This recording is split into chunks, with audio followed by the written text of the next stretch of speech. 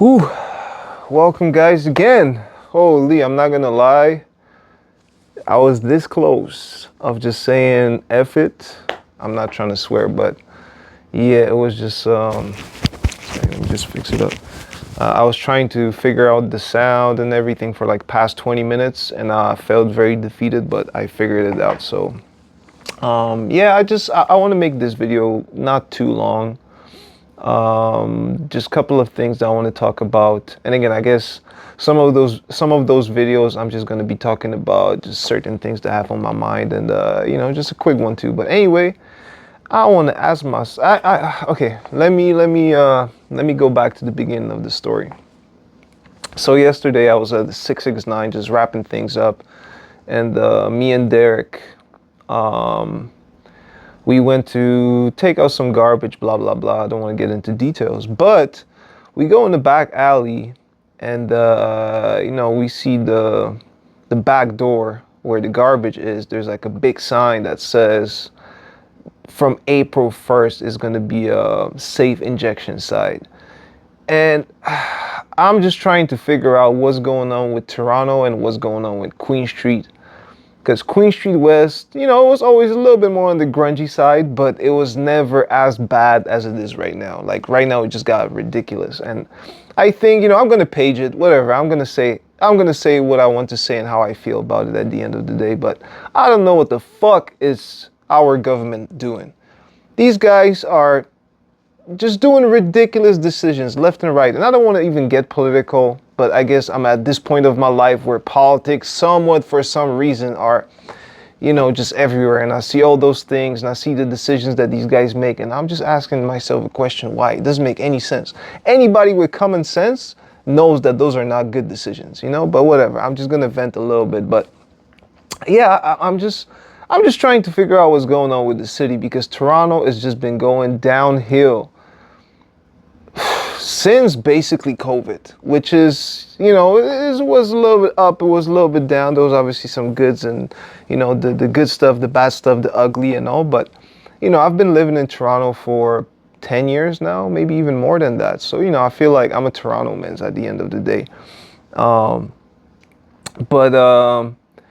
Yeah, it's just something is not right, especially with the Queen Street. And I used to run a lot, so I used to run around the city. I'm back on it soon time, but comparing to a couple of years ago when I was running every day, like 8, 10, 12 miles every day. Queen Street was a nice, it was grungy, but it was a nice strip. It was like something that you can walk, you feel the creative feel of it. Like there's a lot of businesses, there's a lot of, just creative feel of the strip. And right now, man, I'm trying to avoid Queen Street as much as I can. And I'm not even saying that to diss or anything, but it just doesn't feel the same. And as time goes, obviously certain things change, and I'm not saying that it always has to be great. But yeah, there's just something very, very alarming that is happening there, and I don't know who is there to blame for it. I mean, a little bit of everything, most likely. The rent is high. For some reason, those landlords, I'm not even gonna get too much into the details, because there's I would have to make this video much longer than I really want to make it. But, I get it. Everybody's trying to make money. But why everything is so inflated when it comes to the prices? Like how businesses are supposed to survive when, you have to spend a big chunk of your monthly income, if so, just to pay the rent. Like that makes no sense. Like anybody that is watching it and is some part of the government, I actually want the government people to start fucking watching me, because this is getting ridiculous. It's like you guys are making decisions that make no sense for anybody except of probably yourselves.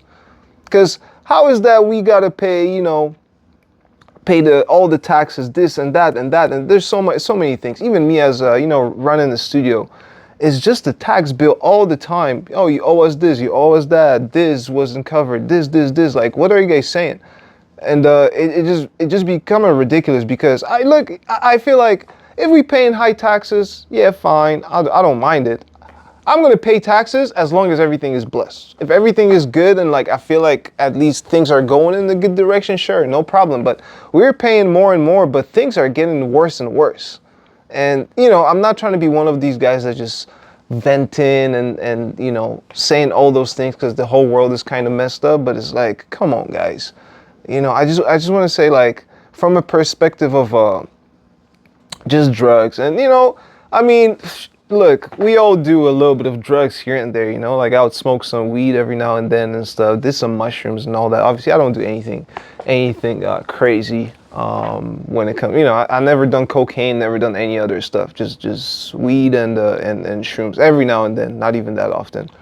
But you know, the whole thing with injection sites, I just don't understand why, like what mentality, what type of ideology, or what type of, maybe I'm missing something. I'm gonna ask a question because maybe there's something that I don't understand and I have to change the way how I think, which I don't think so, but maybe possibly. So if anybody would like to comment and say something about you know, what is wrong with my way of thinking, I'm definitely here for a debate. But what type of sense does it make to, you know, if somebody's addicted to drugs, whatever it would be, drugs, alcohol, anything, whatever, if somebody's addicted to anything, you know, if you have an alcoholic, how are you gonna tell that you're trying to help somebody if you're gonna give them, you know, let's say the person is an alcoholic and then you say you're trying to help the person, but then you give them a bottle of vodka right in front of them? How is that going to solve the issue? It doesn't make any sense. Same thing with drugs, okay? You know, people are whatever, addicted to probably heroin. I've seen people shooting heroin on Queen Street. I've seen people smoking crack and probably doing a whole bunch of other things that I don't even know that exist. You know, fentanyl and all that stuff. But what type of mentality is it that you give somebody that is addicted to drugs a place where they can go and shoot up the drugs for free or whatever? I don't know. I don't even know how exactly it works, whether the guys bring their own drugs and they just use the needles that they provide and all that. I'm not sure exactly. Again, that's why I want to get educated, because I just don't understand it. But I get it. On one side, you know, oh yeah, safe injection plays, you know, clean needles, blah, blah, blah, and all that stuff. Like, I understand that side of things. But again, how is that going to solve the issue? It's not going to make people recover. At least I don't think so. If I was a drug addict and I am trying to get off the streets and somebody is providing me with free drugs and free place to shoot drugs, I'm probably not going to get off the streets. I mean, I don't think so. It's just the way of, you know, it's just a logical way of thinking. So I think there should be definitely other things that they can do. I mean, do some type of rehab facilities or something that just makes more sense. Like, come on, guys. You know, when I was walking on Queen Street, going back to the thing, I think they are opening 3 or 4 new safe injection spots, which makes almost no sense to me. Like, what's going on? 3 or 4 just on Queen Street. I'm talking about the span of 3 blocks, you know?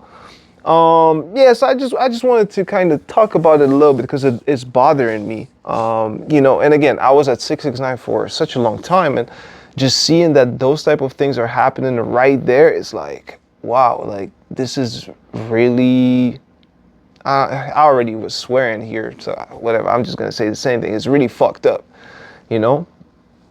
So yeah, there's just a little quick one too that I wanted to say about that. Is it gonna get better? Is Queen Street gonna get better? I hope so. But the way how everything feels on it right now on the strip, I really don't think so. Maybe, possibly, but I really don't think so. It just, those decisions make no sense in my mind. And yeah, that's just what I wanted to say. I think it's more of a rant on my side. And you know, I don't want those videos to be only one topic. I don't only want to talk about engineering, and I don't only want to talk about, oh, how I mix the records, this and that. As we speak, I was actually finishing something, wrapping up, you know, just doing some mix and mastering. I got some other things to do. I installed new Philips Hue lights on the left side, or well, technically right side of the studio, but left if I'm facing the camera. And you know what? I wanna do something. I'm gonna use this guy right here, and I'm gonna do like a quick little tour. I think I should probably do it as a separate video, to be honest with you. So what I'm gonna do, I'm gonna chop it into two things. But oh yeah, crazy! I forgot I got the microphone. Okay, so I will still talk to you. Let me just go here. So for those of you guys that don't know how my studio looks like, actually, you know what? Let me show you a little bit more. Okay, so I forgot to press record for some reason. That was going to be interesting to chop it up, but we'll see how it goes. So there we go. So I just got the regular hallway. You know, when you enter my studio, I have a little cool thing right here. It took me a long time to get this done. Just this section right here. There's not too much light. I should have taken you know what? I should take the other small light. There we go. There we go.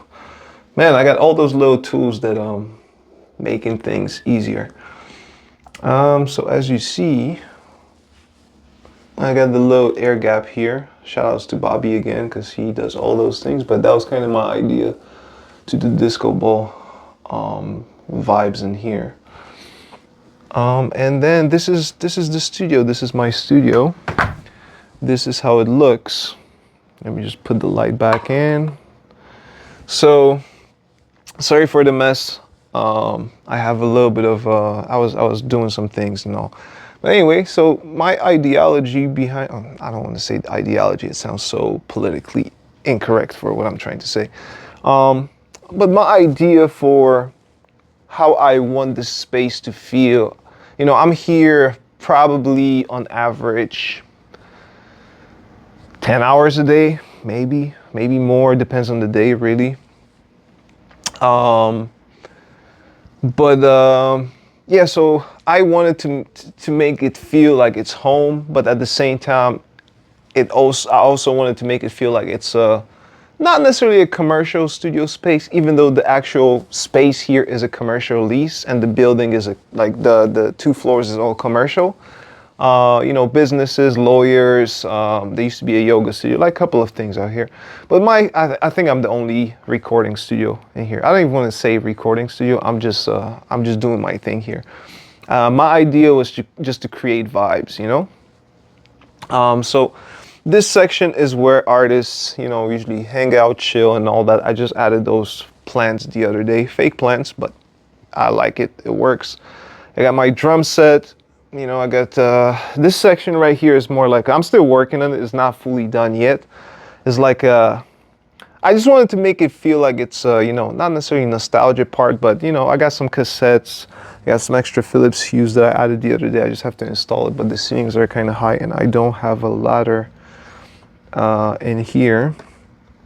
This right here, I just found it at 669 as well when I was cleaning up. So this here is a test press for, I believe, 2s from Anders. So I am the only guy that actually has those vinyls, the test press, I guess test press vinyls. Pretty cool. I completely forgot about it, but I got it, you know. So this is like the section. Shout out to Donnie Benet right here. Everybody got to check out Donnie Benet, one of the greatest guys out there when it comes to everything. Just such a great character, amazing music, and you know, great personality. So this right here, it's you know, it's a little like a, I don't even know how to call it, but this is like the section where it gives an extra cool vibe to the studio, you know. Then I have this section right here, which is obviously my mix inside, and I do have a lot of things. Sorry, I just touched the gimbal. So I just added this guy. I used to have it at the Studio B at 669, but I added it here. So this right here is only to control my SSL Sigma, which is a cool thing. I used to have a different controller, but you know what? It is what it is. It works. I got it to work. It took me a little bit to figure it out, but it works. You know, I got some gear right here. So for everything else, when it comes to the work that I do, you know, I got four screens, but two main screens. One I use for the editing, the other one is for mix, but obviously, you know, I add plugins. I got the S3, Avid S3. I love this thing. It works great. All the automation, all the cool stuff, you know, when it comes to mix, I definitely do on this guy. I got my Sigma controller, so this is I control the monitors, I control the everything basically sound-wise from this. I think it's an iPad first generation, which is insane that this thing is so old and it still works. Like, the battery doesn't drop. The battery didn't drop. I just have it connected all the time. It's man, back in the day, the technology used to be a different thing. These guys made it to last. Right now, everything is kind of garbage, but whatever. I got my TC electronic just to monitor all the levels, which is pretty cool. And this is the mix. This is not even master. This mix is at 7.7 minus 7. You guys know what I'm trying to say. Sorry, I need to cough. I might have to cut that. Sorry for that. Then I have my big screen, just a 55-inch. Nothing too crazy, nothing too fancy. I just have all my metering, all my, you know, Sigma plugins and all the other stuff. It's just for me to like fly through, you know, through the mixes and stuff. Obviously, my speakers right here. You guys can check the outside. I'm in a different place, but you know, I need to always, you know, build, elevate, and just do cool stuff.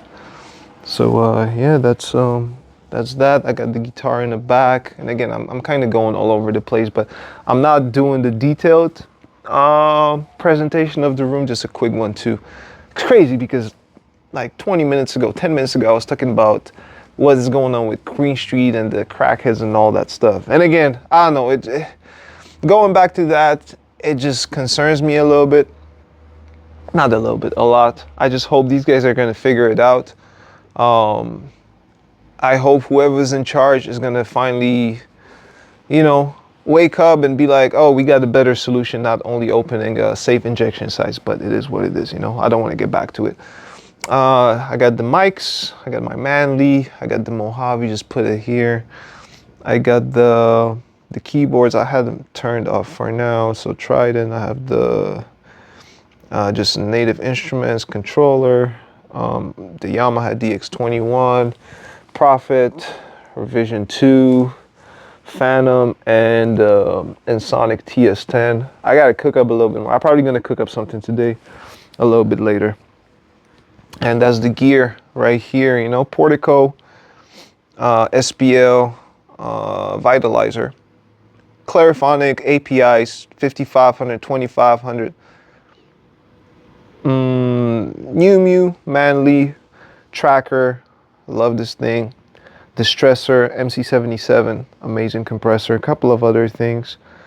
And this section is, you know, some more gear, some analyzer, Precasti M7, another Manly Core preamp, TC Electronic D2. I think like it's one of those pieces of gear that people don't really kind of sleep on it. It's cool. It's nothing too spectacular, but there's a couple of things, especially like the slap delay. I kind of have a preset there that I always I use it on quite a few things. I've used it on Cali's Way project. Shout out to Cali.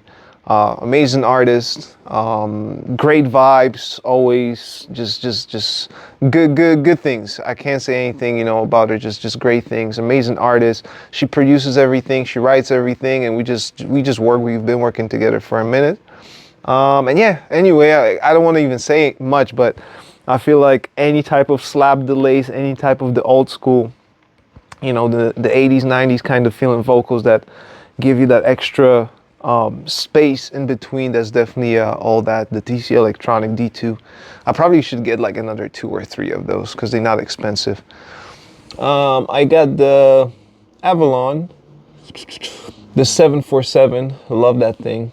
I love most of the gear that I have. I don't like to have gear that I don't use. But anyway, I'm also Orion Poppy, I guess. I have 3 Orions, 2 HD and 1 regular one. I guess this one is for sale anyway. I just have it on the marketplace, Kijiji and all that stuff. I took it from Studio B. Yeah, it's just there. The TL audio mixer, low key is not even mine. It's Brendan's. Shout out to Brendan for allowing me to use it, you know, as he's not using it right now. And I got my power, I'm gonna just call it power bay, where I got all the power supplies, all the switches and all that. Actually, I do have power supplies in the rack as well, but you guys know what I'm trying to say. And this is the back. This is the back of the section. This probably, hold up, let me just take some light. I think this section probably could be a little bit better. You know, I got the lights, I got my NAS drive. Yeah, it's a little bit messy. The computer is right there, custom built PC. I'm a PC guy. I use Macs for anything live audio and stuff. I do have a Mac, but for the in-studio work, I definitely prefer the PC. I don't know if I prefer it. I'm just so used to PC that I know exactly how to use it. And the sub is right there. Anyway, I should have just, as I do things, I just gotta gotta, remember certain things, when it comes to light, especially. But anyway, let me give you one more. There we go, it looks so much better. I don't know, I haven't used it before. It would have been better. But that's with the light, you guys can see it. Oh yeah, I got another screen right here. This screen I only use to write down my settings. So this is like a Ricoh screen basically, and I got the SPL Hawk Eye just for like some, I would say analyzing, but I have so many analyzers, it just looks cool. That's why I kept it. I know it's like a vanity thing, whatever. You guys can judge me. ATCs 45s, beautiful speakers, love them. And yeah, that's kind of the space. As you guys can see, the camera is here. Bam, bam, bam. Oh, and I got a big mirror too. You guys gonna see the thing. Don't laugh at my socks. I got the winter socks today. I love those because I gotta stay warm when I walk. I walk every day to the studio. But anyway, this is the vibes. I'm gonna take another shot from right here, but you know, this is what it is right here. I wonder how I'm gonna chop it up. I can stop this here. There we go. So I introduced you, sorry for that. I introduced you to this, I introduced you to my space. And I hope that it's gonna be a fun and interesting journey as I do this. Right now, you know what? I think this is the 3rd or 4th time when I'm actually trying to be consistent with YouTube. It is hard sometimes because, man, it's a lot of stuff that I always have to deal with, especially like, I'm not gonna lie, juggling 2 recording studios is a lot of work, a lot of moving pieces, a lot of elements, a lot of people involved. So right now I'm kind of just gonna focus on doing what I do, being myself, and hopefully I can build around it. And obviously all the guys that are around, like, we're gonna build it together, you know. Everybody just gotta focus a little bit and do their thing. But anyway, you know, I'm gonna finish here. So again, I'm gonna call this video was what happened to Toronto. But eventually I want to discuss certain things, just like, just on the more on the music industry side, more than anything else. But yeah, it's just, as I'm saying, going back to the initial video that I like the first probably 10 minutes of my rant. Man, I just hope everything is going to be fixed up and we're going to have a nice clean city again with good vibes and people having fun, people not feeling that, something is gonna happen. I don't even think Toronto is dangerous. Like, there's definitely some elements to it that, certain areas and stuff, I don't think it's super dangerous as a city, but I think having a clean city with a good vibe is something that we're missing right now. And I hope and hopefully that is gonna happen very, very soon. I think most likely is going to happen when we are going to change the government. And I am not even trying to be politically this or that, because I don't really care. I don't even want to think about that. For me, it's not about whether it's, liberals or conservatives. I don't even care, man. I never cared about politics. I just don't even want to think about it. I don't want to put any labels. I just align myself with whatever makes sense at a time. And I feel like right now, whatever the liberal state of mind is, it just doesn't make sense. The other side makes a little bit more sense, but it always swings. Sometimes it goes this way. If it goes too much on that way, then you got to swing on the other side. I'm somewhere in the center. I'm just like right there. Look, this makes sense. I hear the policy. Okay, makes sense. Let's do it. Let's do this. Let's do that. If something doesn't make sense, I'm just not going to be here like, oh yeah, I'm this or that. I don't care, man. I don't put any labels onto myself. I do not care about any type of, like, I watch it because, okay, I follow it to the point because I need to know what's going on. Because yeah, right now we live in times where every single decision changes our trajectory of where things are gonna go. So I kind of got to understand whether we're headed in a better place or a worse place. Right now, everything seems like we're just heading for a disaster. To be honest with you, the situation with states, and man, I love America, man. America I think is a great country, and there's always going to be this and that. Look, at the end of the day, I think there's great people all around the world, and there's people that are not that great all around the world. Like, it really depends on the thing.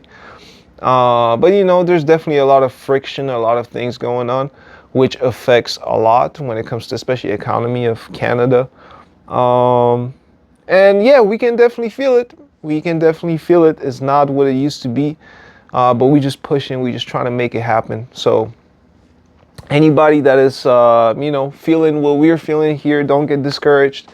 We're gonna make it happen. We just got, just hit the gym, do some push-ups, just stay positive, and avoid nonsense by any means. You have to avoid it. Avoid nonsense. That's the top priority for 2025. But anyway, that's a quick video. I'm gonna chop it up, post it, and on to the next one. Hopefully I'll make more better content as we go. Anyway, thanks guys. I probably have like 5 followers. No, I think 5 subscribers. Like, there's too many social media stuff, but whoever's watching it, I hope you guys enjoyed. And I just want to keep building it, and hopefully I'm going to make something great. And it's going to be just me uncut all the time, all day, every day, baby. Peace.